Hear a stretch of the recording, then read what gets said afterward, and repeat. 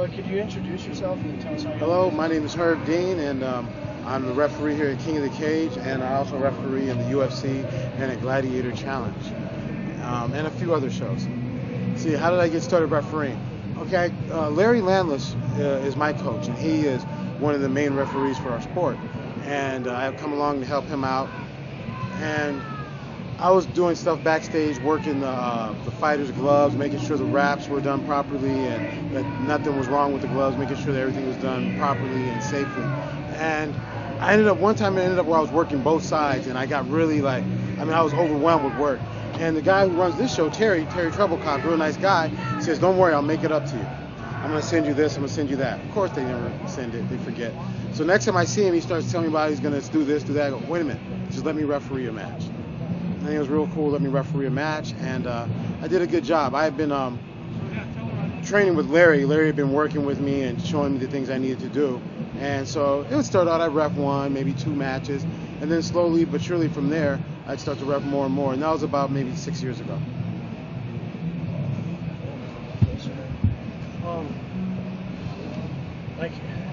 Not everybody knows you used to be a fighter. Where did you fight, and what was that like getting into the business as a fighter? Why did you do it? Okay. Well, I haven't fought that many times in MMA. I used to kickbox a little bit amateur, had a few amateur kickboxing fights, and used to go and fight at the Smokers and all that kind of stuff. I had one MMA fight up north in Northern California, and then I started refereeing because I had some injuries. And so that's when I was like, I don't think I'm going to fight anymore. I had a car accident. I was pretty busted up. But then I was doing some grappling tournaments, and some of the guys who were fighters, were telling me, "Hey, you have a pretty good grappling game." And then when they found out I used to kickbox, they really encouraged me to start fighting again. So, I take a fight every now and then. I think it's good. It keeps things in perspective for me. I'm a referee first, but I like to fight every now and then just to, I think it's important. I'm young enough to fight, so I should. It's my sport. It's what I do, What's the stress like repping a big match in the UFC? It's a little bit more stress because there's more people, and there's more people watching. It's a bigger production, but it's the stress level is really not that much different. I take all the fights that I referee very seriously.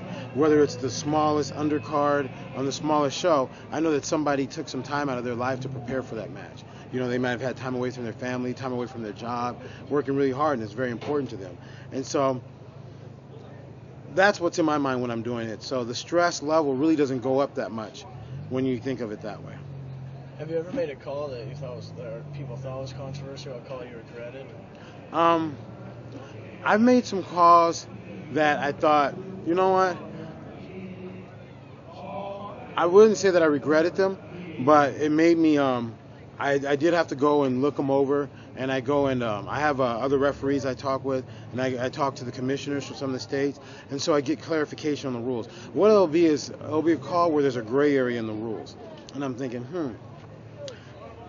how exactly should that be interpreted? How exactly should I do that? And so those are more of the problems that I have. But usually what I do is I write them down, and then when we all get together, we meet after shows or or before a show, I bring them up and we talk about it and we get more clarity on it to keep it from happening in the future. What do you think it's going to take for the sport to get more mainstream and popular? I think it's going that way right now. I think now that we're starting to be on free TV, just more of the same thing that's happening now, more sponsors from outside of the sport picking it up, and just being on main, now that we're on, now it's not just pay-per-view only, the sport has grown tremendously from that. Whereas before, a lot more people are watching the sport due to what's happening with Spike TV, and then also with all the local promotions, getting people involved, getting people in the community interested. The sport's growing. You've been with the UFC, you were with them when they used to do all the pyro and everything like that, I believe. Mm-hmm. And I believe Dana White said they stopped doing that because it reminded people too much like pro wrestling. Do you feel that UFC should be marketed towards the kind of story-driven, character-driven kind of but natural kind of entertainment like wrestling does to an extent, but that's more staged and written? Well, I believe that there's got to be a story, but just like it is with any other sport, just like with Lance Armstrong riding his bike, there's a story there. and he's writing. There's something he's overcoming. I think for people to care more about what's going on, they're going to have to know the athletes and care about them.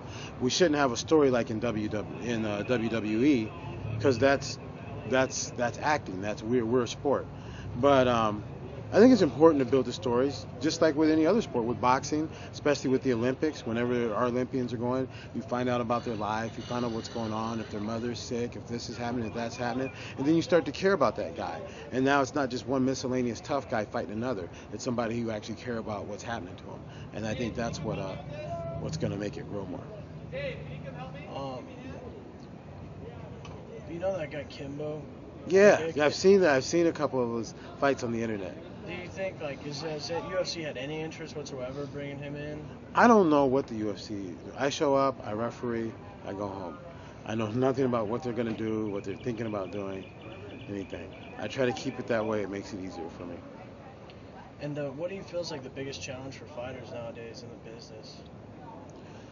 Well, financially.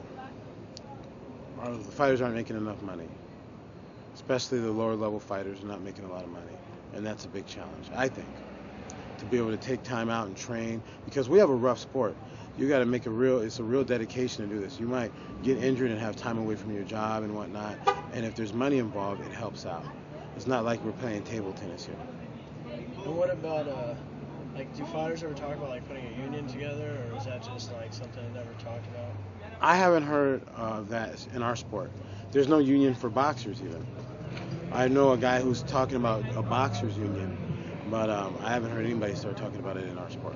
Somebody told me there was a boxing union, but I don't know if there is or not. I hear there is, and some people tell me there isn't. I know a guy I met a guy a few years ago who's trying to start one, but not as far as I know him. I don't believe there's a union for boxers.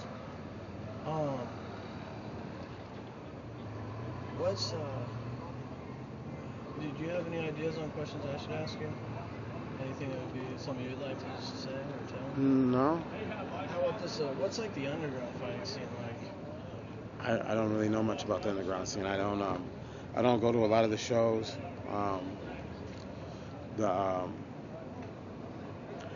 I just hope it gets legal in California soon, so we don't have to have underground fights.